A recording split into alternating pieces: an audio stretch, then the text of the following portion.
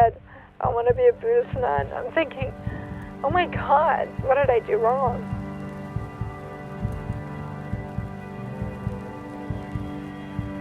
It's day 15 of my 30-day car camping adventure, and today we take a big detour into a foreign, maybe even scary place. This is a tragic story of love and loss, and I need to know, did my daughter join a cult? Good morning! It is a new day and there is a new plan. We are on our way to Hayden, Idaho.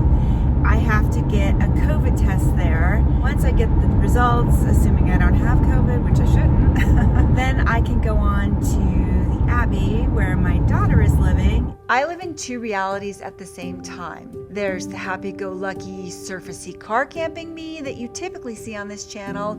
Then there's the dark underbelly, the tormented, did I fail as a parent me, trying to understand how my family fell apart. When my daughter told me she wanted to be a Buddhist nun, I was like, oh my God, you really want to do that with your life? You're so creative. Why don't you do something different? And I think what it brought up for me as a parent was you have this vision for what you think your kid is going to do when they grow up, because you watch them grow up and you see what they're good at and where their talents are. My daughter, Sydney, was always super artistic. I thought seriously she was going to go to work as an animator at Pixar Studios. Well, that took a lot longer and cost a lot more than it should have, and now they're telling me that the results, they can't get them to me until 4 hours. I mean, I don't know.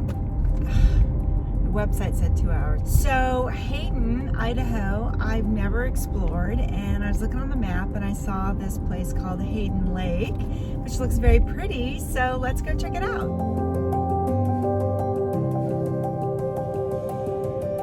I went for a walk, thinking about the daughter I was hopefully about to see in this Buddhist abbey where she decided to live, wondering about the choices I'd made as a parent. She decided not to go to college. When she finished her high school education, she was like, I'm done with school. She actually ended up volunteering, or woofing as they call it, on organic farms across the US. And at first, as parents who were sort of, kind of brainwashed for the whole go to college, get a good job, have a career, it was pretty jarring for her to say, nope, I'm not going. And so we were nervous about it, but we're like, okay, it's her life. And she learned a lot of really valuable skills, like how to grow and harvest food, how to make artisanal cheese. We were actually pretty excited about the artisanal cheese because you can make a lot of money selling artisanal cheeses. And as a parent, it's not so much about, oh, we want her to have a lot of money. What we really want is for her to be comfortable and to have choices, and money affords choices. And so although it wasn't the college education we envisioned, she learned a lot by educating herself in her own way, following her own interests. All right, well, that was a nice little walk. This is a great little community area. The hardest part was staying clean with all the dogs roaming around, but I managed to do it. These are my Abbey pants. You have to wear like muted clothes and flowy things and nothing loud, and this is really the only appropriate set of pants I have, so I'm really glad the dogs didn't jump on me. Yeah, so let's go see if Hayden has a cute downtown. So where did this Buddhism thing come from? Sravasti Abbey might have been the first Buddhist place that she volunteered, helping them with their garden, forestry, and whatever else. Back then, as a parent, I'm like, oh, that's fine, that's a little weird, but it's within the realm of her volunteering at different farms. We really thought she was going to go into organic farming as a career. And then she volunteered at another Buddhist place. It was the Tassajara Retreat Center. The people there weren't as serious, I guess, as the people at Sravasti Abbey. And she's like, I really want to go back. And I'm like, oh, do you just want to go volunteer some more? And she's like, I really want to explore monastic life. And I'm like, oh, okay. Okay, well, Hayden doesn't seem to have a downtown, as far as I can tell, after a little bit of Googling. So I'm gonna go to what looks like another park alongside Hayden Lake and just figure out what to do. Because right now we're in limbo land, just waiting for these test results before we can decide what we're doing for the rest of the day. This is a pretty neighborhood. Look at the deer family. They're so cute. It's a mama and the babies. just wandering a little too pointlessly at this point, so I need to come up with a new plan. Meanwhile, I'm Googling, what the heck is this Sravasti Abbey? Is it a cult? Literally, that was my first thought. Of course, I went to their website, and they're all bald. Like, all these ladies are bald, and they all have red robes on. They don't look exactly like the Hare Krishnas from the movies, Airplane or whatever. There's never stopping in a white zone. Don't tell me which zone is for stopping and which zone is for loading. I'm like, oh my God, is she getting sucked into a cult? And the reason I thought that is because they impose limits on her contact with the outside world. That's what makes me think of cult. From what Sydney told me, really they do that because they want to limit your corruption of thought. I mean, just look at social media, huge distraction. All of that stuff just serves to take your mind away from focusing on learning about the Dharma and from deciding if this is a path for you. Okay, yet another new plan. I found a park on the map and we're going for it. Ah yes, Hayden Lake Country Club. Lovely, darling, lovely.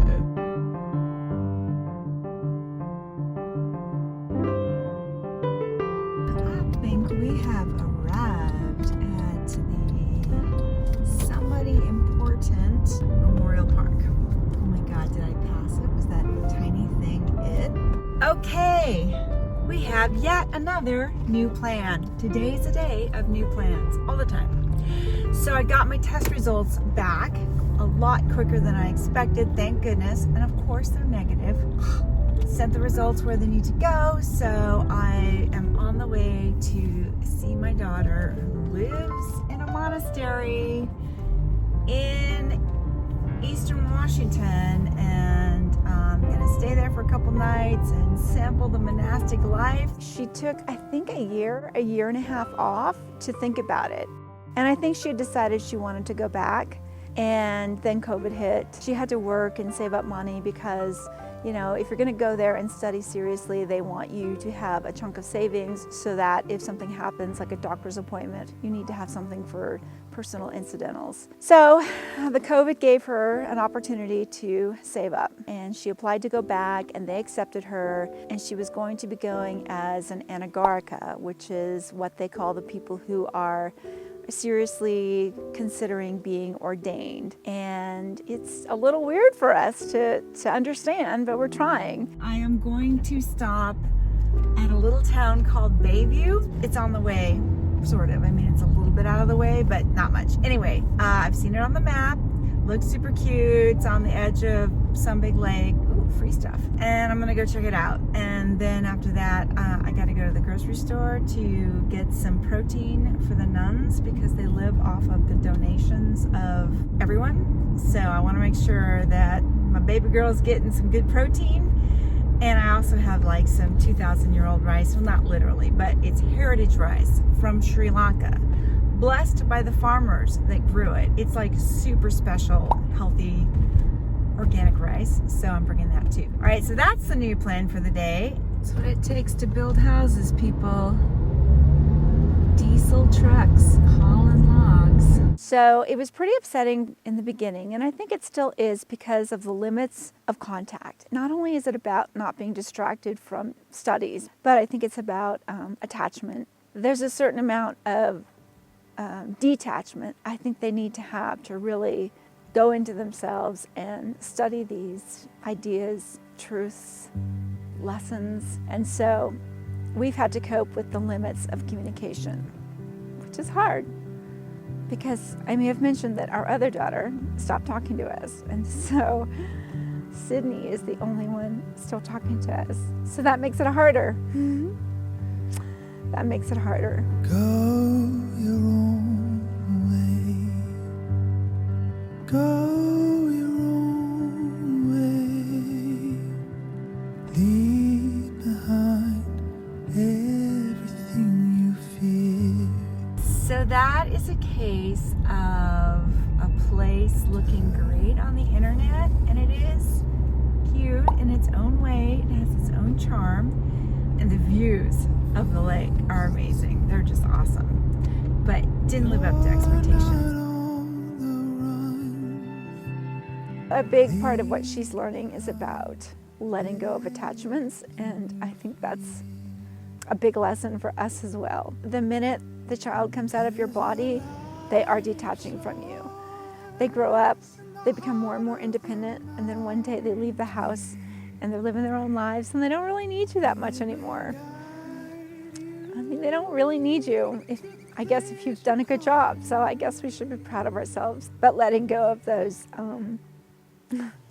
I guess they're dreams I never really even thought I had. I didn't think I was one of those parents that thought, it'd be cool to have grandchildren. I guess I never even thought that we wouldn't have family events together. I mean, I just kind of assumed we'd always get together for Christmas and Thanksgiving, or at least one of them. That's not happening anymore. So I have routed myself to the Abbey, which is just south of Newport, Washington. It's going to go through Spirit Lake, which is great. That's another little community that I was interested in seeing. Hopefully we will find a grocery store between here and there. The adventure continues. I didn't expect to get so emotional about this. I'm not 100% sure why, other than it's harder to let go than I've been willing to admit to myself. This whole idea of becoming a Buddhist nun, it's so difficult because it takes her completely out of our world and into theirs. And I have to let go. That's so bizarre. I'm driving out the way I came in, and on the opposite side, the way I had just come, some tree fell on the road and it was blocking it. So all these cars were starting to back up, trying to figure out how to get rid of this tree. So that was kind of random. Watch out for falling trees in Idaho. One of the things that helped was to visit the Abbey. The first time we visited before she was actually going to go. She had applied, and it was her birthday, and we happened to be in the area visiting friends, and we thought, well, we should go see this place and make sure it's not a cult. Sydney said, look, don't get me a birthday present, just get the nuns a food offering. So I was like, okay, fine. I went to the grocery store and got them a bunch of vegan type things that we would never eat, but apparently they love. And it was actually kind of during early-ish COVID. We met them, they knew we were coming.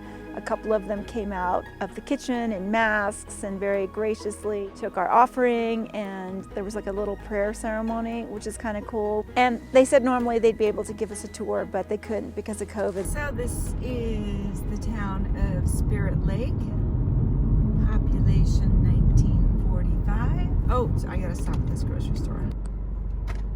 Okay, so I got a whole bunch of protein in the form of nuts and seeds with a little bit of some dried fruit thrown in, some stuff I know Sydney likes.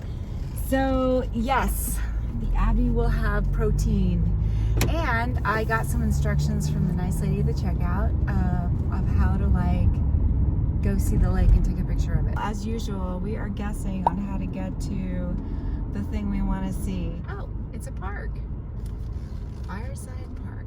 Be the best shot, but it will be a shot of the lake. The second encounter, Sydney had been there for about 9 months, and we were going up that way again. Big road trip to get out of the house after COVID. And so we arranged to meet them for lunch, and they were very kind and welcoming. And lunch was interesting because the first 15 minutes of it you eat in absolute silence. The idea was to appreciate the food. It's to just really be present with the food that you're eating. We got to sit at the head table with Venerable Children, who is the founder and leader of the Abbey. And that was actually super interesting.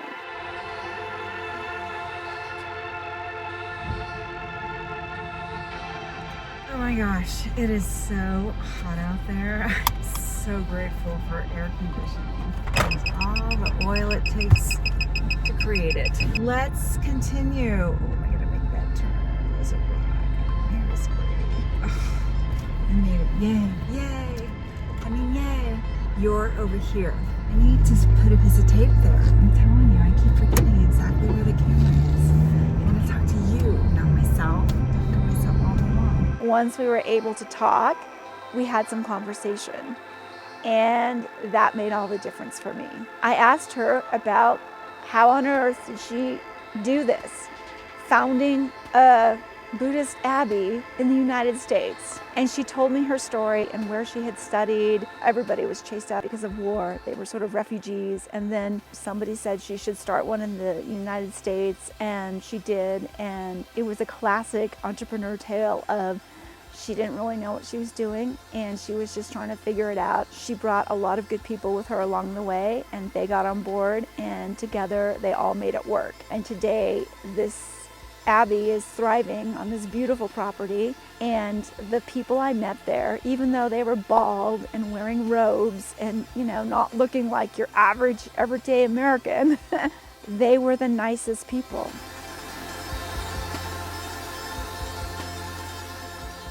It's my favorite house.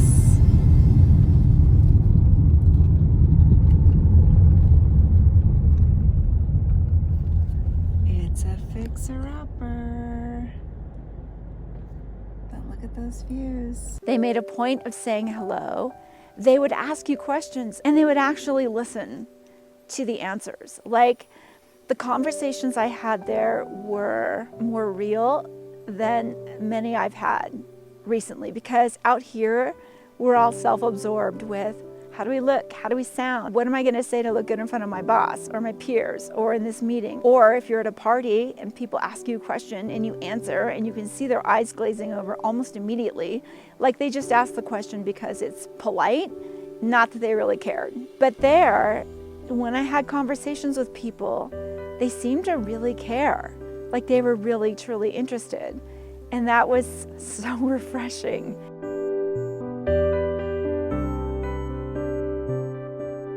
So we're almost there. We're on the dirt road portion of the journey, and normally when you come to visit the Abbey, they have someone there to meet you, but I'm visiting at kind of a challenging, busy time for them because they're running some big retreat. My daughter told me everything I need to know, what to do, where to go, all that stuff. I've never seen this property in the summer, and it's just beautiful.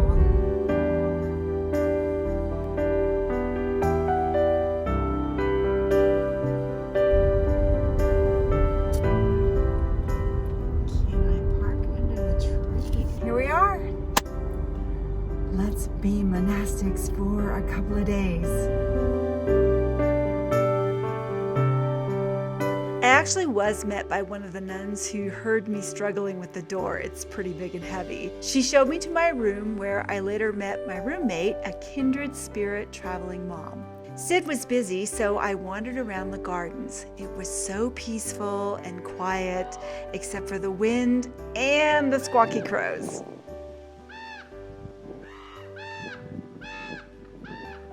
It felt really good to be still, with no place to go, nothing to do, no online distractions, and a bed for the night. Pure bliss. Hi. Thank you. Our gigantic hollyhocks. Oh my gosh, they're so beautiful. Yes, they'll be up to the deck.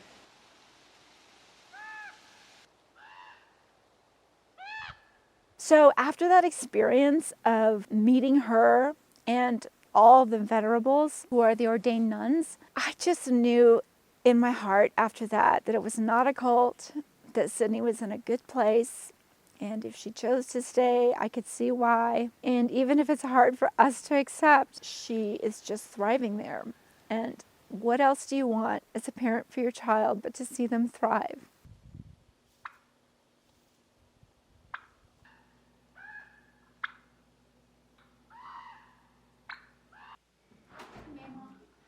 I saw you in the path and I was like, that's someone else. Wow, did you buy a new camera? Whoa. Yeah, Daddy did. I'm learning how to use it though. Make sure those purple flowers. At one point in my conversation with venerable children, she said some very nice things about Sydney and how we raised her. And she wasn't just saying it to be nice or get on my good side. These were words that came from her heart. You can tell when someone is speaking from their heart. And she said that we had given her a good foundation upon which they could build. And that was really nice to hear, because, you know, with the other one not talking to us, you question, what did I do as a parent? What did I do wrong? So this one, oh my God, it's so soft. This is not gonna kill me, huh? No. Okay. Eaten these before. Sweet. It is sweet. After that lunch, as I thought more about it, I kind of changed my perspective. And honestly, I'm thinking it's more of an honor to have raised a Buddhist nun, should she decide to become one. And there's my baby girl, Sydney. No hunting. This is why the turkeys are so happy here. So part of a bodhisattva's work is to help others feel safe. And sometimes that may be by helping them to change environments so they are physically safe. But bodhisattvas also teach us how to be mentally and emotionally safe.